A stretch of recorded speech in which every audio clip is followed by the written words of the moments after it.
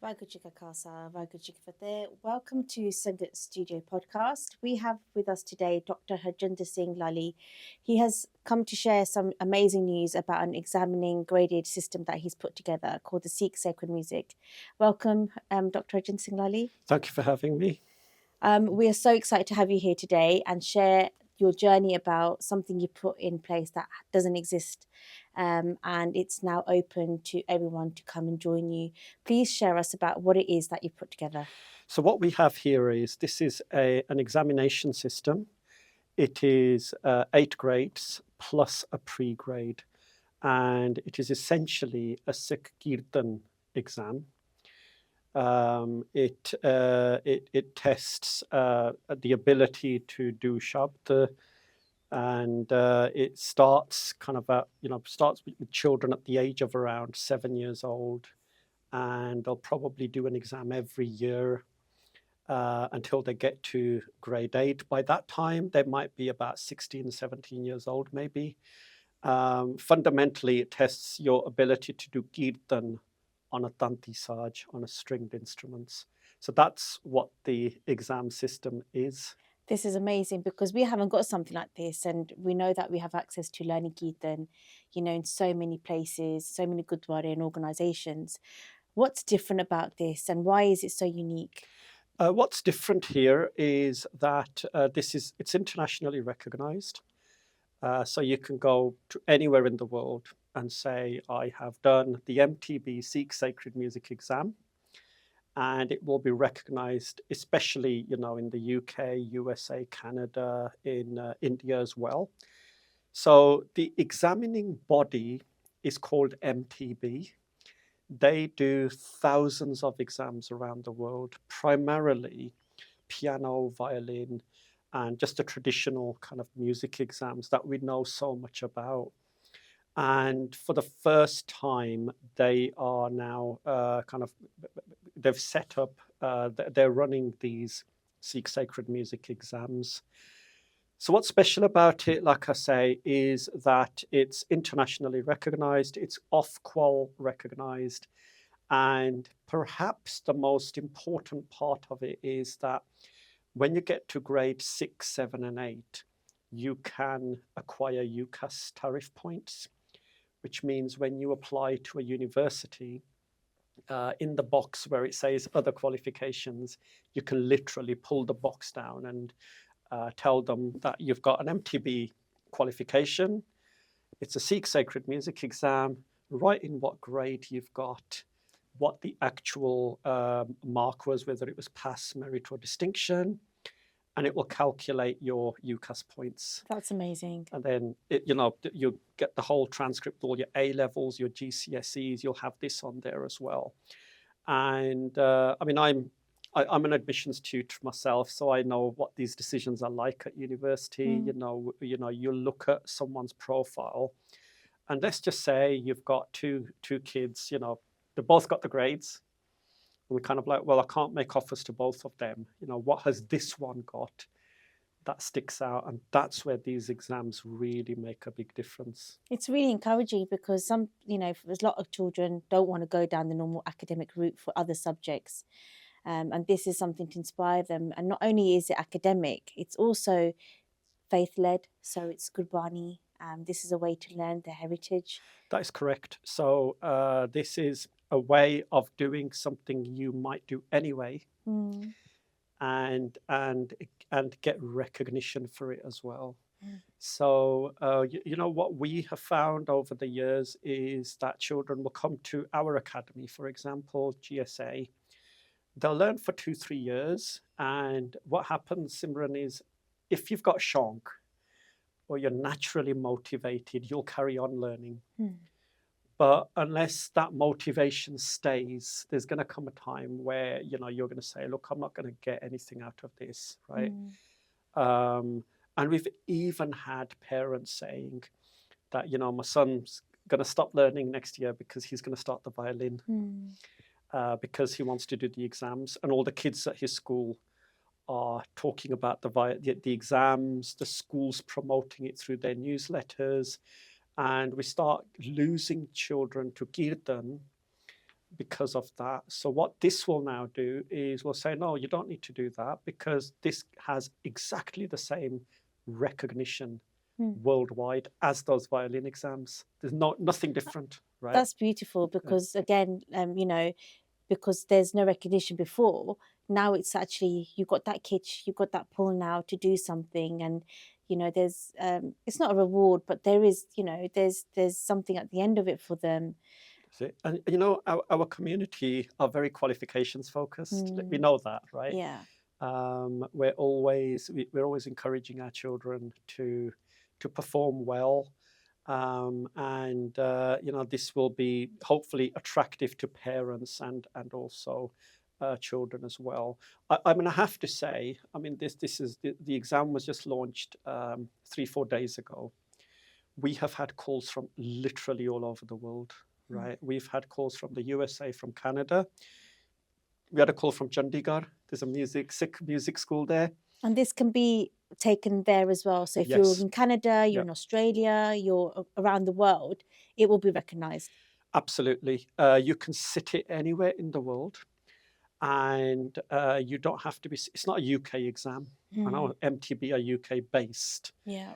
But the qualification can be sat literally at the North Pole, or down as far south in New Zealand as you could possibly get. It makes no difference where you're sitting. Yeah, amazing. So like I say, we've had Chandigarh. There's a music school there, Kirtan school, I should say, an academy, saying we want to run this. Can you explain to us how it works? So I spent an hour with them talking it through, and they're going to launch it in about 4 weeks. So tell us a little bit about the course then. It's structured. So it starts from what grade and how far have you got, and what are your future plans? Okay. So it starts from what we call pre-grade. So the way we kind of structured it was, we thought of it as kind of, we went with the age of children, and that they'll start at about 6-7 years old. And that their goal is that by the time they get to 16, especially 17, they will have got to and completed grade 8. That's the plan, right? Now, you do your maths, you see there's a bit of slippage there, because from 7 all the way to 17, that's 10 years. Yeah. And there's only 9 grades. So there's, we can slip a little bit. That's not a problem. And at the age of 7, the child is going to learn very basic vocal technique. So I suppose I should step back a bit and tell you what the structure of the exam is. Yes, please. Every exam will have 2 parts. There'll be a technical element, and then what we call a recital. The technical element is worth 25%. The recital is worth 75%. The technical element now we can split into 3 parts. There's a vocal, so sargams, akar, just a demonstration that I can sing, very basic. And surya. Yeah, test the sur, the lay, and so on. Then we've got a saj balta, or a few. So now I'm showing that I can play basic balte. Is it only Dilruba, or is it other instruments as well? It's Dilruba, Sarangi, Taus, Saranda, any stringed bowed instrument. Perfect. We've got other plans. We'll come back to those later. But just coming back to the Saj Balta, so there's 5 or 6 Saj Balta, different sequences. Yeah. And then finally, there's a Tali, which is just a rhythm test. So that's the technical element, worth 25%. And that's something a lot of people don't get to do, is the tali when they're learning music. I mean, from my experience, I wish I learned tabla, and it's one of my weaknesses, I guess. And because you're implementing this is an amazing thing, because it is the core of music, isn't it? Rhythm and beat. Absolutely. And what we've also done, almost somewhat inadvertently, is bring structure. So now there's a structure that we have to follow. So that's the technical element. Yeah. Then we've got the recital. Let me tell you about that. The recital is the shabd. So when you go from grade 1 upwards, you've got 2 lists, list A and list B. In list A, there's 3 shabds. In list B, there's 3 shabds. As a student, you choose which one you want to do for the exam. Okay. Now, if you are a student that's learning a bit more slowly, you will just do the list that you're going to do for the exam. So now you know I've got these 3 technical bits to do, then I've got to learn these 3 shabds. Yeah. Yeah, and I've got a year to do it, which is plenty of time. Mm. If you are a bit faster, then you're going to say, I'm going to learn all 6 shabds. Then I'll decide which list I want to do. Can you see we can kind of cater for slightly, students who are learning a bit more slowly, plus those who want to stretch themselves, and they can, It's very accommodating, I guess, because some people will have the ability to do all 6, and some might not have that, and it's that's nice. right. It's quite nurturing, actually. That's right, but for the exam, you can only do 1 list. Okay. You can't do all 6. You have Right. to make a decision, and then you have to Perform. perform it. Let me tell you a bit about the exam. The way the exam works is that you register on the MTB app. Right. You pay the fee. There is a fee. Angie. It goes to MTB, not us. We're not getting anything out of this whole system. They get paid the exam fee, and then I can't remember how long you get, but then you've got a period of time where you have to now submit the exam Right. on the app. Okay. It's not a face-to-face exam, which means you can be sitting anywhere in the world. You can submit it at any time. My next question is, where can you learn this? Who can teach the students? Any teacher who knows Tanti Saj can teach this curriculum anywhere in the world. So what you need to do, if you're a tutor, you need to look at the syllabus, understand what's required, and say, okay, I understand this, and I now need to teach the children that.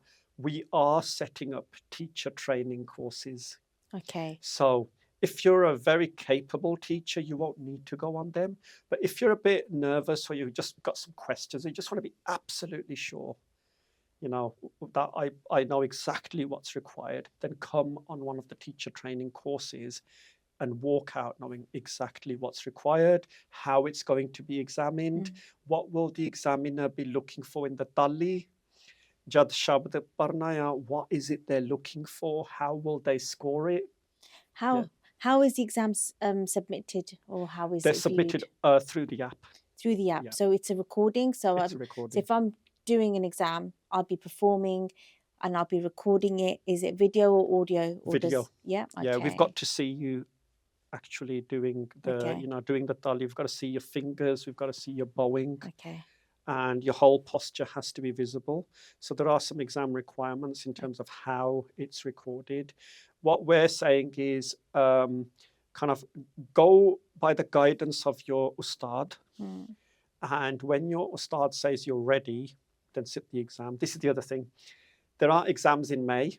The exams are all year round. Literally tomorrow, someone can register and sit the exam. Okay, so it's not in line. It's not like July is exams time or June is. It's just like you roll on. As soon as you're ready, you say, "I'm going to submit myself for an exam," and there you go. That's right.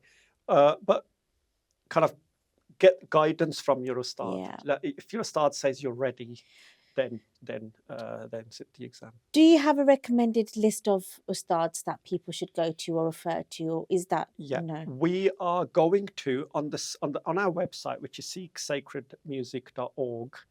There's going to appear. It's already appearing.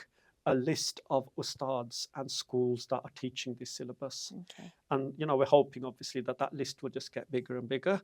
So if you are an ustad and you want to teach this and you're going to commit, we can put your name on that list. Does it matter if the learning is virtual or if it's in person? What do you recommend? Look, I recommend face-to-face, but there's a lot of people now learning online and it's working really well. And it kind of doesn't matter how you learn, right? A judgment has to be made that this student is ready for the exam. And whether they've learned online or whether face-to-face, it really doesn't matter. Okay, amazing. And who set this up? This was, the way it started was, it kind of started 10 years ago when I just, my ustad Sarjeet Singh said, he just said to me that, look, we need something like a very recognized examination system, And what he did was he said, Jinder ji, तू नहीं करूँगा तो किसी ने नहीं करना. Yeah. And what it meant was that you're working in university, one of the top universities in the world. तेरा नित्य दा काम है. You know, this is what you do all the time, is develop curriculum. You know how to navigate all these exam boards and, you know, how to develop, you know, the pedagogic design of a curriculum and everything. So I got inspired by that, and I did a lot of research. I spoke to a lot of examination bodies, right? We even considered becoming off-qual licensed ourselves. Okay. Eventually, MTB turned around and said, you know, they were really excited about this, and they said, we want to, we will become your examining body. So then what we did was I set up a curriculum committee, right? And that curriculum committee, I'll just say, it's not set in stone. If other ustads and teachers want to join it, they just need to reach out and say, we'd like to contribute as well. None of us want it to be Harjinder Singh Lallie's exam. It's not. We want to develop it through consensus. So there were 10, 12 of us in the room for 3 days at Warwick, where we went through the whole design system, right from pre-grade, grade 1, grade 2, grade 3, and it was so exciting, right? And what was quite challenging was trying to get all the ustads onto one page, because everyone has their own view. Some people can be quite hard set in their views, but we had to compromise and say, look, I'll give you an example. A lot of rags have different sarups. What I mean is that Tukari has lots of different styles of Tukari, lots of different sarup, we call them. One Gharana they'll say, this is how Tukari is. This is the Arohi of Rohi, this is the, you know, Bakar and so on. Another school will say, no, it isn't. Okay. So many thoughts, sort of school thoughts in there, isn't right. it? But we have to come to an agreement. Yeah. We have to recognize that there is difference, but say for the purpose of the exam, this is the version of the Qari we're going to use. And getting ustads, honestly, Indians to agree on something like that is not easy, but that's where a lot of tact, diplomacy all comes in. But it's the right people to work with as well. That's that right. can come, you know, and say, you know, we're going to have to agree to disagree, but let's go.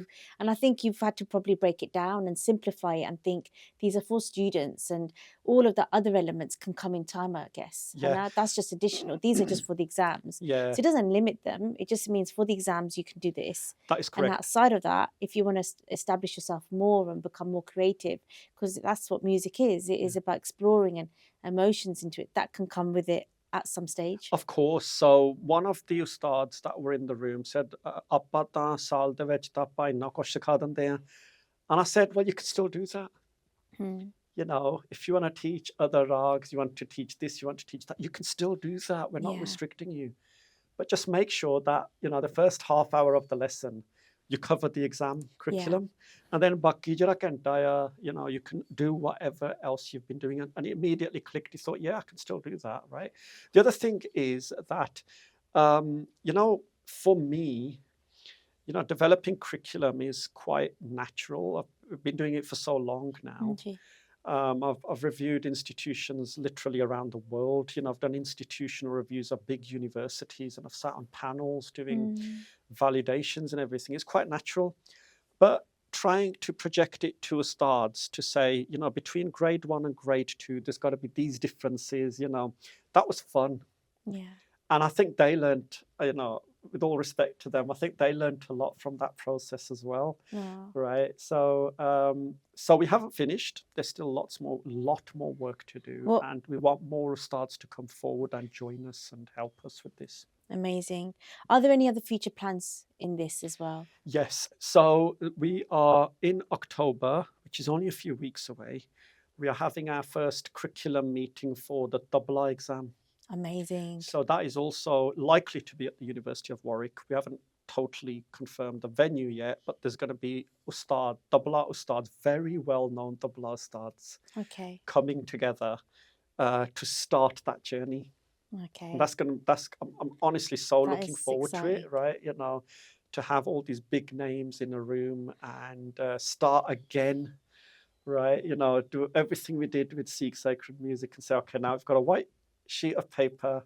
And Let's the start next, again and let's do it all again. And the good thing is, because we've done it once, you kind of know what you're going to do now. that's it. Yeah. Yeah. This should be a bit easier. Can I just ask a little bit for you to share a bit of your personal journey? You've got your daughter as well who learns Dilruba, Sarangi.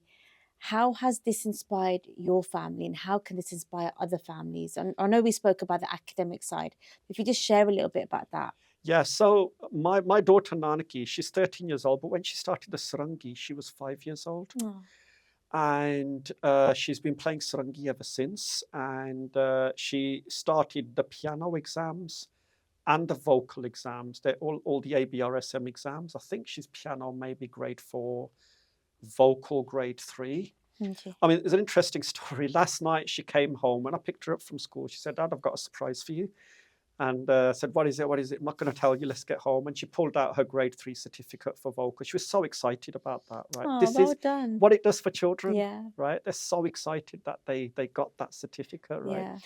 So she's learned Sarangi. She is our youngest ustad. Okay. She's 13 years old and she holds a class. She teaches pre-grade, can you believe it, right? Amazing. And her and me are in the same room every night doing kirtan, practicing, and she's always learning. And she's preparing for grade 3 Sikh sacred music exams. So she's already got it in her head. You know, we had a chat, should it be grade 2, should it be grade 3? And I said, look, we're going to go straight for grade 3. That's the other thing, you can do that, right? So you don't have to go in order. Okay. You don't have to kind of like, I can't sit grade 1 because I haven't done pre-grade. It's not like that. Okay. You can go straight in where you feel that is my grade. So if you've been learning for 4 or 5 years, Yeah. and your ustad says, "Tu beta, you know, you're ready for grade 4," then that's fine. Go Okay. straight to grade 4. But just coming back to Nanaki, so she's a tutor, and she's teaching this as well as herself preparing for exams. Uh, And that journey, I think, has inspired other girls in her school. This is the other thing now. As girls have found out in her school that there are these exams, and their parents have found out, they've sent me messages to say, "Are you going to teach this at her school?"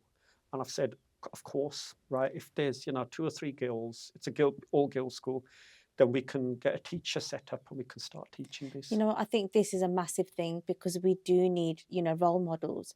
And they're not necessarily someone that's, this many years older than you. It can be someone you're sitting next to. And if Naniki's in a classroom with girls and they can see her do this, I mean, that is what we want to see. That's the kind of people we want to inspire to. That's it. And have that effect. And that's amazing. It's not just inspiring other Sikh girls, Yeah. but telling the world, Yeah. right, that Sikh music is here. Yeah. Garke, for too long, right, we've really, quite rightly, piano grade 6, wow. Yeah. Violin grade 7, wow, right? Everyone's like, wow. But Sikh music, kirtan, music, sangeet is in our DNA. Mm. You can't have a Sikh ceremony without music. It's so important, so fundamental to our psyche, our whole community. Yeah. What we have just done is we've told the world now that Sikh music is at the same level as all these other exams. But just to confirm, it's not just Sikh music, it's Gurbani. So Exactly. in these MTB, you're learning a Shabad. Yeah. You are learning, Yeah. A Shabad. You are, and you're going to be tested on the pronunciation of that Shabd. Okay. So it's not just learning the Shabd, but your pronunciation has to be perfect. And so you're going to have to sit with an ustad who's going to have to teach you Shabd Kime Barnaya.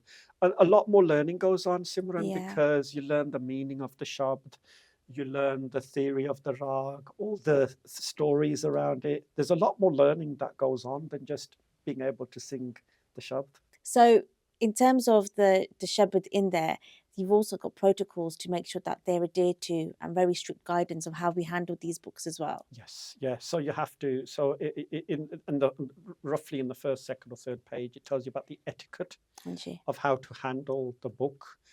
How to handle Gurbani. So all of that is in there as well. Yeah. It's very, very strict on how you bow, how you sit, how you the fingering, Yeah. it's all very, very regimental and strict. We've had to invent a new structure system to structure the shabd. That Hanji. doesn't exist anywhere in the world. It's the first time. And we needed that because every single exam has to be performed in the same way. Yeah. You can't have one student doing 3 kallis and then starting the shabd, and another one doing 1 kalli and then starting the shabd. This is modelled on the example of English music exams. Is that right? A Kind bit, of how. a little bit. I mean, we will learn from where we can. Yeah. But fundamentally, if you're going to have an examination system like this, every single student has to be examined in the same way. Okay. You can't have one student who decides that I'm going to sing the shabd, but I'm going to take 20 minutes to sing it. Another one says, I'm going to do it in 3 minutes. And the examiner now is like, well, how do I mark this, right? Can I give a comparison? Like when you see an orchestra perform, I don't know, it might be Hans Zimmer or something like that.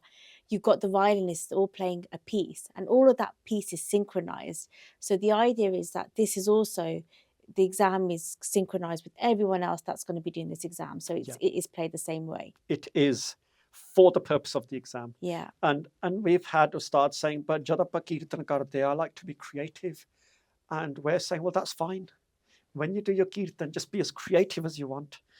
5 khalliyan karniyan, 10 khalli karniyan, that's fine. Yeah. But for the exam, we have to have a standard against which everyone is assessed. Amazing. This is so exciting. And how can they find you? What's the best way to book onto the course? And just share some of your details, Okay, please. so to book onto the course, they don't need us. They just need to get the book from the MTB website, look at the syllabus and start studying. We don't need to be involved in that. However, if they want more information, they can go onto our website, which is sikhsacredmusic.org. Okay. And then all the information will be on Brilliant. there. And that will lead you to the MTB course. That is correct. Fantastic. Thank you so much for coming here today to share your amazing journey on the Sikh sacred music. We're so excited, and please everybody follow Harjinder Singh Lallie's project. It's been absolutely amazing talking to you, and I hope everybody who's listening is inspired. And if you've got children or you're looking to start a new journey, sign up and get in touch with Harjinder Singh Lallie or the Gurmat Sangeet Academy as well, where all the information is. Please do also subscribe to Sangat Studio Podcast. Thank you for listening. Waheguru Ji Ka Khalsa, Waheguru Ji Ki Fateh.